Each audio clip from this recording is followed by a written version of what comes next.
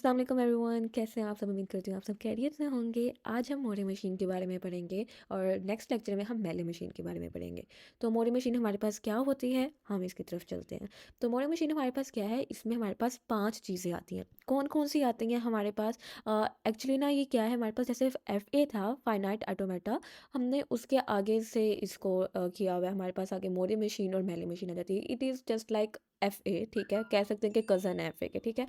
तो हमारे पास यहाँ पर अब मोडी मशीन है। इसमें 5 चीज़ें कौन-कौन सी आती हैं? हमारे पास फाइनाइट सेट ऑफ स्टेट्स आएँगे, जिसको हम Q नॉट, Q1, Q2 से रिप्रेज़ेंट करे होंगे। और जो Q नॉट होगी ना हमारे पास, ये हमेशा हमारे पास कौन-सी होगी? ये स्टार्ट स्टेट होगी हमारे पास। इसके अलावा हमारे पास क्या होंगे? हमारे पास कुछ इनपुट स्ट्रिंग्स होंगी और आउटपुट करैक्टर्स होंगे। और इसके अलावा हमारे पास ट्रांज़िशन टेबल होगा और आउटपुट टेबल होगा। हमारे पास ना जो अल्फ़ाबेट्स ऑफ लेटर्स हैं, हमने उनको पढ़ा था कि हम इससे लिखते हैं। इनपुट सेटिंग्स जो होंगी हम उसको सिग्मा से लिख रहे होंगे और हमारे पास जो आउटपुट कैरेक्टर्स हैं उसको हम इस सिंबल से लिख रहे होंगे, ठीक है। जैसे कि अगर हमारे पास इनपुट सिंबल्स ABC हैं तो हम आउटपुट कैरेक्टर्स XYZ ले सकते हैं, या हम 0 1 ये चीज़ें ले रहे होंगे। तो मेजॉरिटी टाइम हम क्या ले रहे होंगे? हम 0 1 ले रहे होंगे, ठीक है। नेक्स्ट मूव करते हैं। अब हमारे पास क्या है कि किस तरह से ये क्वेश्चन हमें गिवन हो सकता है, अगर हम यूनिवर्सिटी एग्जाम्स में देखें या हम दूसरे एग्जाम्स में देखें, तो क्या होगा हमारे पास? या तो ट्रांजिशन टेबल दिया होगा, हमने उसकी मोरे मशीन बनानी होगी, या हमें मोरे मशीन गिवन होगी, हमने उसका ट्रांजिशन टेबल बनाना होगा।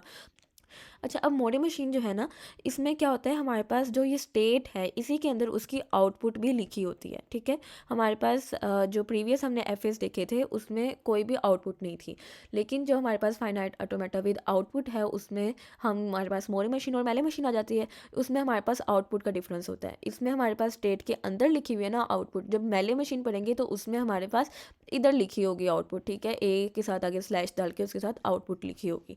लेकिन क्योंकि हम मोरे मशीन पढ़ रहे हैं तो इसके अंदर क्या है, सर्कल के अंदर है।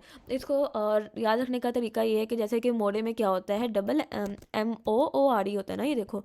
तो हम यहाँ से कह लेंगे कि हमारे पास क्या होगा, सर्कल के अंदर आउटपुट लिखेंगे, ठीक है।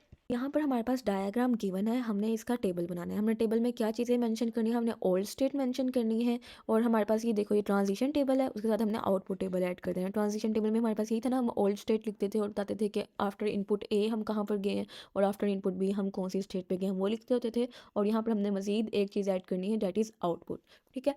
अब यहाँ पर देखो Q नोट है, तो हमारे पास इनिशियल स्टेट क्या है, Q नोट है, तो हम यहाँ पर लिख देंगे Q नोट। और Q नोट से A रीड करके हम कहाँ जा रहे हैं, Q1 पे जा रहे हैं, तो हम यहाँ पर Q1 लिख देंगे। और B रीड करके हम कहाँ जा रहे हैं, Q3 पे जा रहे हैं, तो हम इधर लिख देंगे Q3। और Q नोट की आउटपुट क्या है, हमारे पास 1 है, तो इधर हम 1 लिख देंगे। इसी तरह फिर हम नेक्स्ट स्टेट देखेंगे, डेट इज़ Q1। हम Q1 पे जाएंगे और क्या करेंगे, हमने Q1 से जब A रीड किया तो हम कहाँ पर जा रहे हैं, हम Q3 पे जा रहे हैं, तो हम इधर Q3 लिख देंगे। और जब हम B रीड कर रहे हैं तो हम कहाँ जा रहे हैं, हम Q1 पे ही रह रहे हैं, तो हम इधर Q1 लिख देंगे। और इसकी आउटपुट क्या है, इसकी आउटपुट 0 है, तो हम इधर 0 ही रहने देंगे। अब नेक्स्ट हमारे पास स्टेट कौन सी है, Q2 स्टेट है। Q2 लिखेंगे इधर हम। Q2 से जब हम A रीड करें तो हम कौन सी स्टेट पे जा रहे हैं, Q नोट पे जा रहे हैं। और जब हम B रीड कर रहे हैं तो हम कहाँ जा रहे हैं, Q3 पे जा रहे हैं, तो हम इधर लिख देंगे Q3। और हमारे पास इसकी आउटपुट क्या है, 0 है, तो इधर हम 0 लिख देंगे।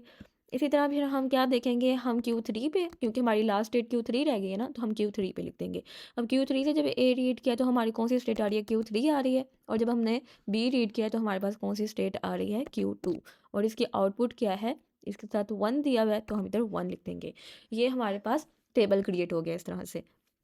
इसी तरह अगर हमारे पास टेबल गिवन हो और हमें उसकी मोड़े मशीन बनानी हो तो वो किस तरह से बनाएंगे, अब उसको देखते हैं। तो हमारे पास ये हमारे पास टेबल जो हमने भी क्रिएट किया है वही टेबल है। मैंने वहाँ पर माइनस का साइन ऐड करना भूल गई थी, तो यहाँ पर मैंने माइनस का साइन ऐड कर दिया है। अब हमने इसकी क्या बनानी है, हमने इसकी मोड़े मशीन बनानी है।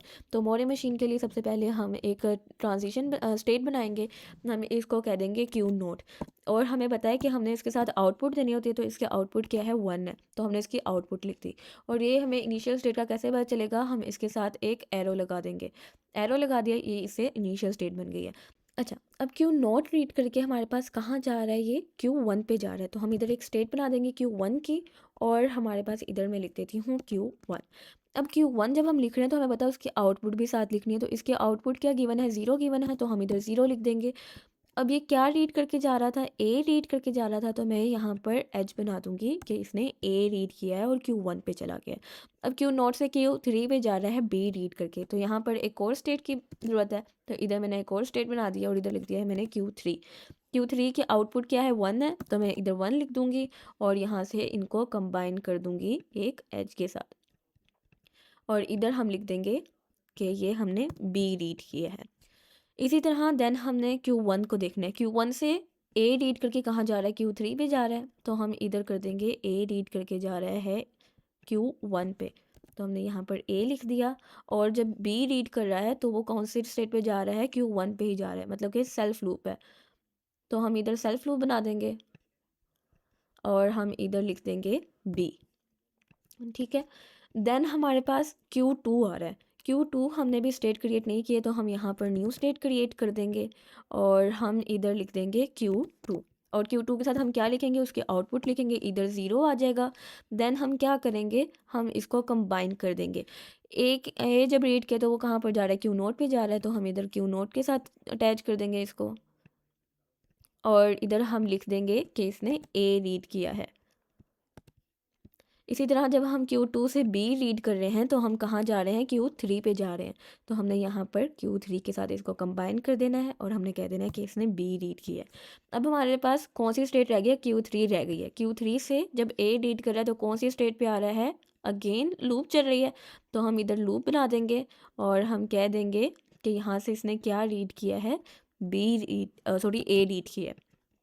और जब ये बी रीड कर रहा है तो कहाँ जा रहा है, Q2 पे जा रहा है, तो हम यहाँ से एक एज निकाल देंगे और कह देंगे कि इसने बी रीड कर लिया है।